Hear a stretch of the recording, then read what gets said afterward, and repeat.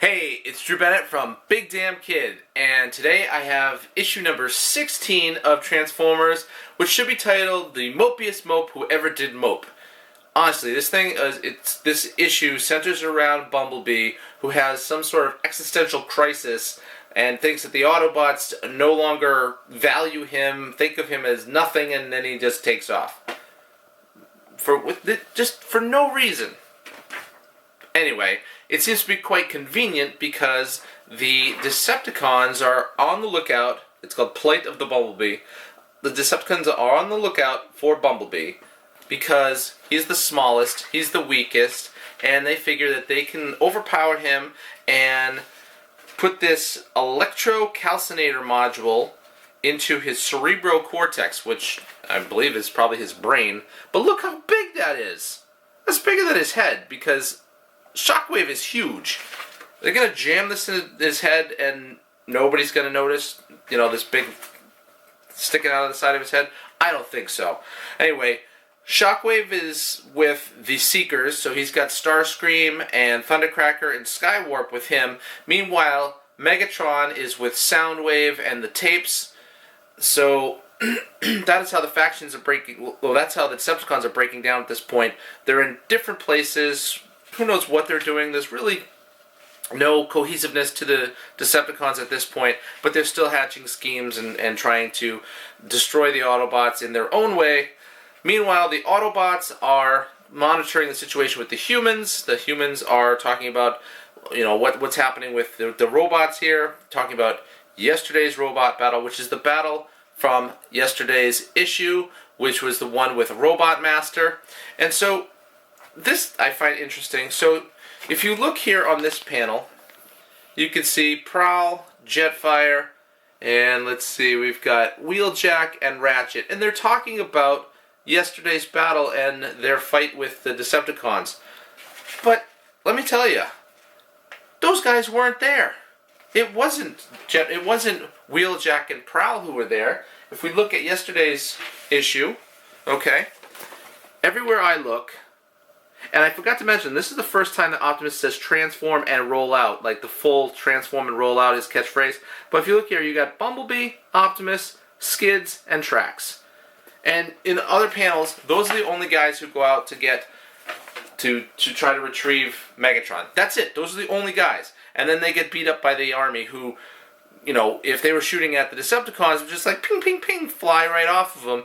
But the Autobots, they're damaged beyond belief. And so the Autobots, they're talking about, oh, hey, have you seen Bumblebee? And no, I haven't seen Bumblebee. And, he's like, well, he's talking about Bumblebee saying he's one of their best operatives. And, we gotta stick close and that. Bumblebee is just watching everybody from outside of the Ark. And he's like, oh, they're talking about me. I'm the worst. I stink. And he's basically everything but aw shucks and kicking the dirt, thinking all sorry to himself. I should leave. Where is this coming from? Okay, he's like, he says, if I had won, they probably won the battle yesterday if I'd been more help. What battle? The humans attacked them and they just retreated. There was no battle. So then, for the convenience of the story, Bumblebee takes off, and the Decepticons find him. So the Decepticons start attacking him. Actually, Laserbeak finds him first, and Laserbeak goes from being able to talk to not being able to talk. I don't understand it. They go after him. Shockwave's like, attack. They fly off. So wherever the Decepticons can go and the Autobots can go, they can get there in like record time. They're not using ground bridges. They're driving around or they're flying around.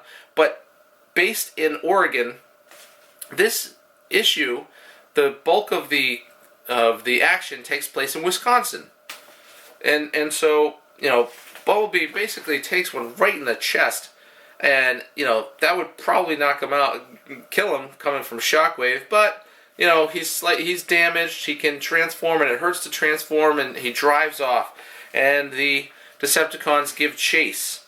So as they're giving chase to him, Bumblebee gets the idea to get off the road, and go into a car dealership, like not a car dealership, but like a used car lot. So he's like, oh yeah, I'll hide here in plain sight in the used car lot. They'll never find me. And so he parks and he powers down, and the Decepticons just kind of fly over.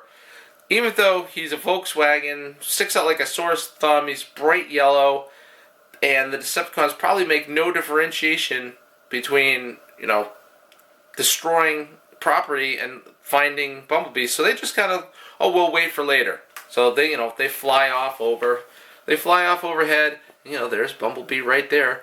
He's shaking his boots as everybody flies over. And they don't...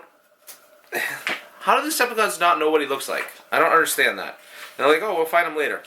Well, Bumblebee's there all night, and a couple of, guys going through the used car lot decide that they're going to steal Bumblebee. They're going to hotwire him, steal him, and take off. Well, I guess his parts and stuff work the same as regular cars. I guess they were scanned right down to the wires because they were able to hotwire him and take off. As soon as he powers up, there's Shockwave just hanging out in the edge of town, creepy old Shockwave, and they go and go after the signal. And he's like, well, he's not going to escape us. The Autobots are still in the Ark, and they see a broadcast that there are some flying robot aircraft, and they're conducting mysterious maneuvers in Wisconsin. So the U.S. Air Force said that they're looking into it, and they see a broadcast. On the broadcast, Bumblebee is being attacked by the Decepticons. Well, all the Autobots, they're so upset because they love Bumblebee. I don't understand why Bumblebee doesn't know that. So they're like, we gotta go and save Bumblebee. And they drive off from Oregon to Wisconsin to, save Bumblebee. Meanwhile, Bumblebee is on a joyride with, Waldo and Ernest. Ernie and Waldo. These are the two guys. Yeah, we're Ernie and Waldo, and we're going to be riding in the car here, see? Yeah, and we're going to race you.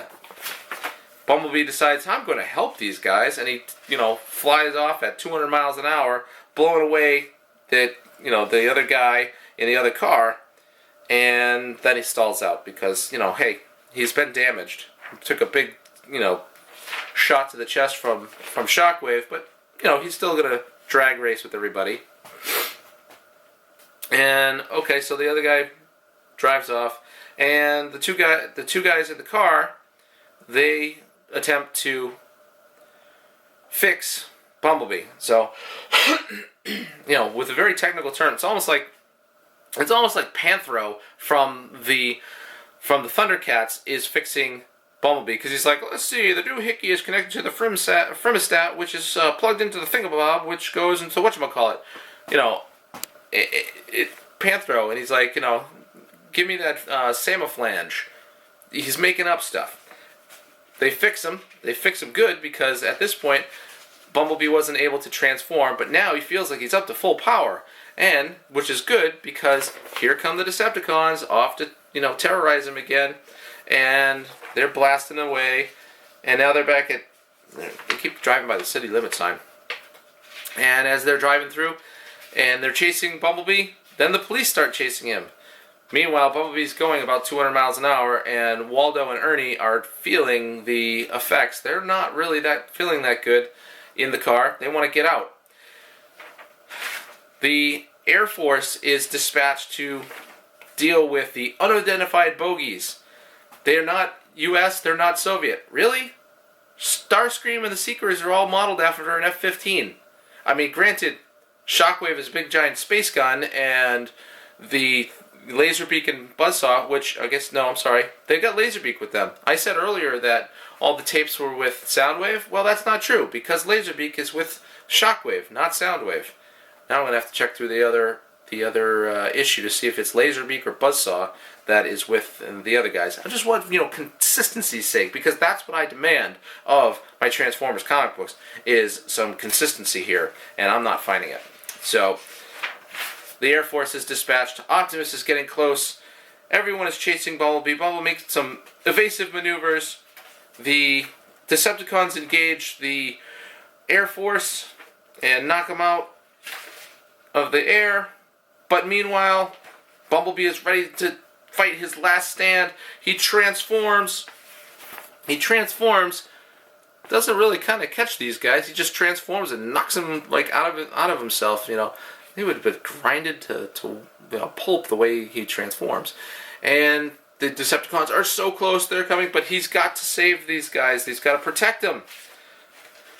And as they get closer and closer, Laserbeak gets shot out of the air by Jetfire. Yes, Jetfire actually does something, and he's there with the Autobots. He didn't roll out, he flew out with them.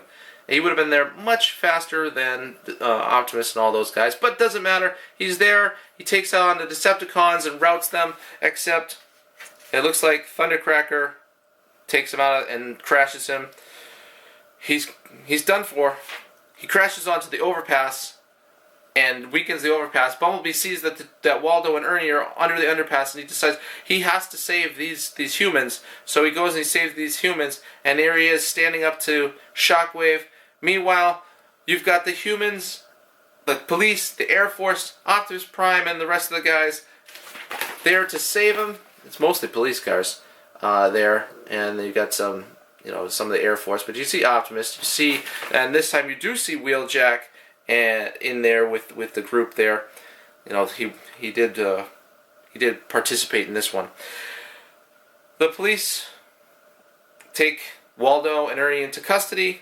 Bumblebee decides, yeah, I belong with those Autobots. They're my brothers. I belong with them. And this is how it ends. It doesn't say anything about anything next. It kind of ends almost unresolved. He doesn't reconnect with the Autobots or anything like that. He just says, I belong with them. And then we've got advertisement, boom, done.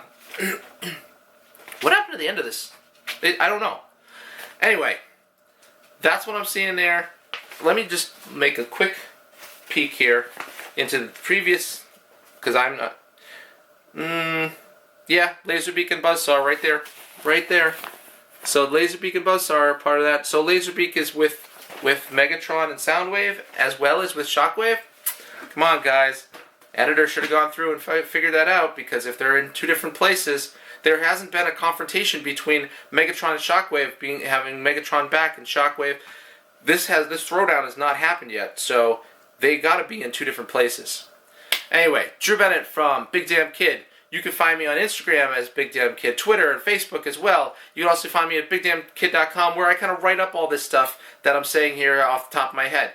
And you can find me on this channel. Please subscribe. You can see a new video every day. I hope you like the ones where I go to my comic book store, Wild Time Comics. I'll probably get some different videos from different parts of that. But when I do go record there, I hit up on Facebook Live.